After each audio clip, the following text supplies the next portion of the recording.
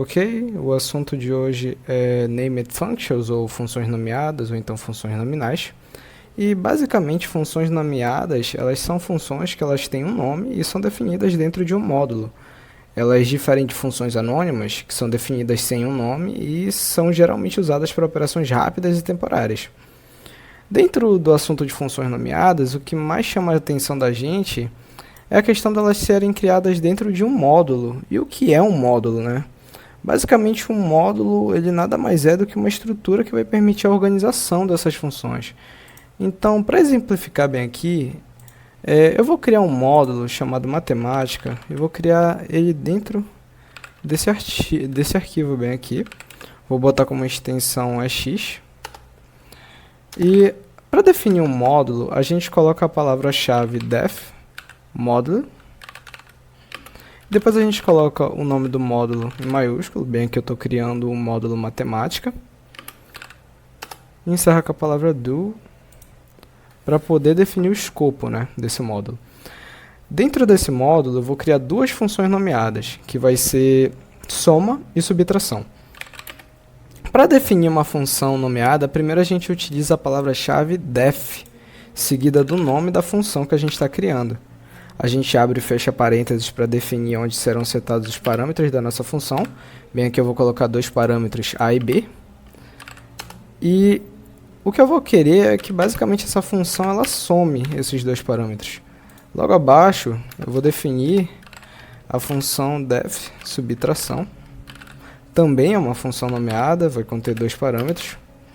E o que eu vou querer que ela faça é basicamente subtrair esses dois parâmetros bem aqui.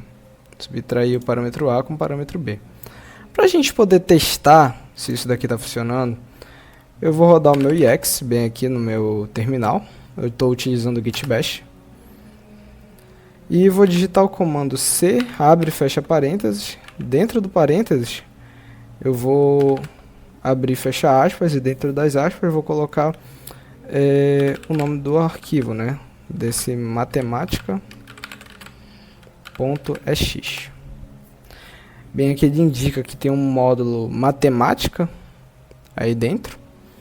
E para me acessar a função soma, tá bem ali dentro, eu vou digitar matemática.soma e definir bem aqui os parâmetros que eu vou querer, né, somar. Bem aqui eu vou usar como exemplo 6 e 4. Ele tem que me retornar 10. Bem aqui, o IEX me retornou 10, perfeito. Testando mais uma vez bem aqui.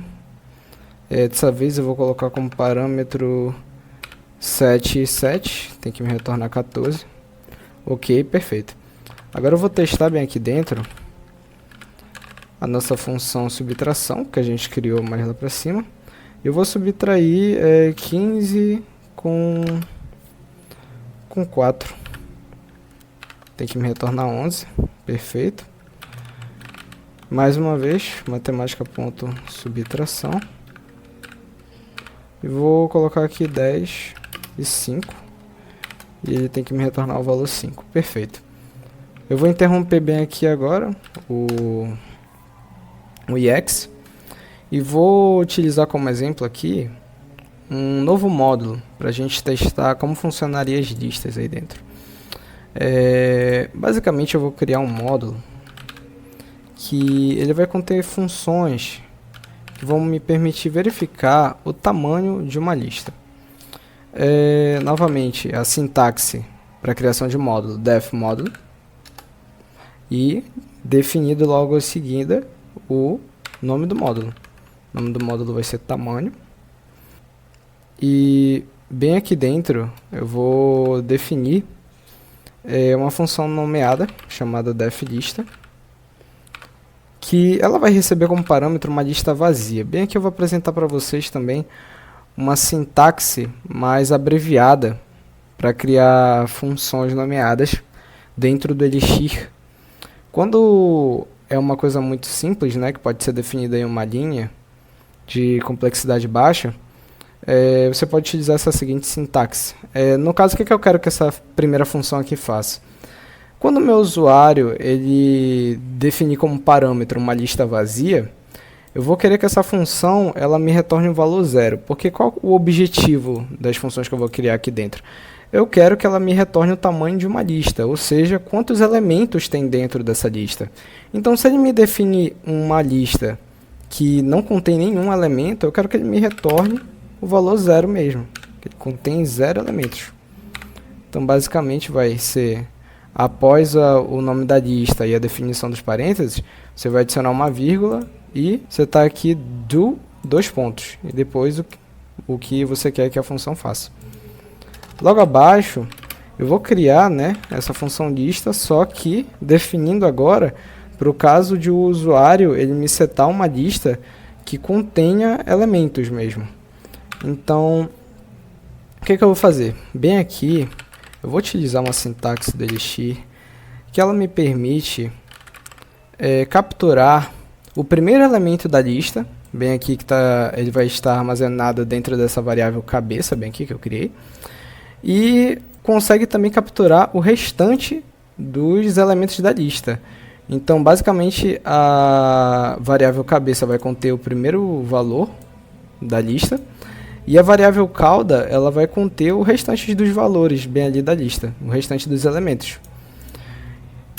Aí eu quero que ele me defina o tamanho dessa lista. Então, o que eu vou fazer, basicamente?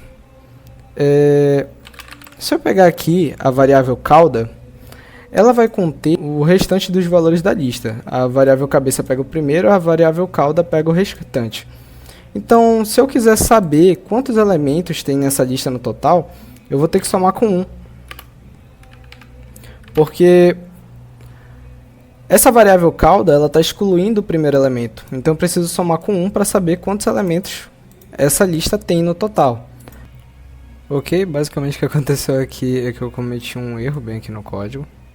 Basicamente, para isso daqui funcionar, a gente teria que estar se utilizando do fenômeno da recursão, em que basicamente a gente chamaria bem aqui a função lista para poder contar o número de elementos que possui, né? Bem aqui na cauda da lista. Aí sim faria sentido essa função. Cadê? Então, se a gente for testar ela bem aqui, novamente utilizando o EX, rodando o comando C, abre aspas, tamanho, .x, a gente vai acessar bem aqui o módulo tamanho, vai verificar novamente bem aqui o primeiro caso da lista vazia, aqui abre e fecha, ok, ele tem que retornar 0 pra gente, até agora correto. E agora, utilizando o caso em que a gente contém uma lista com mais de um elemento, que aí vai ser 1, 2, 3 e 4, por exemplo, bem aqui. E ok, ele retorna bem aqui pra gente, que a lista ela possui 4 elementos. Se a gente colocar valores aleatórios dentro dessa lista, como por exemplo 4, 3, 5, 1, ele retorna também que essa lista possui 4 elementos. Perfeito, essa foi a aula. Obrigado pela atenção.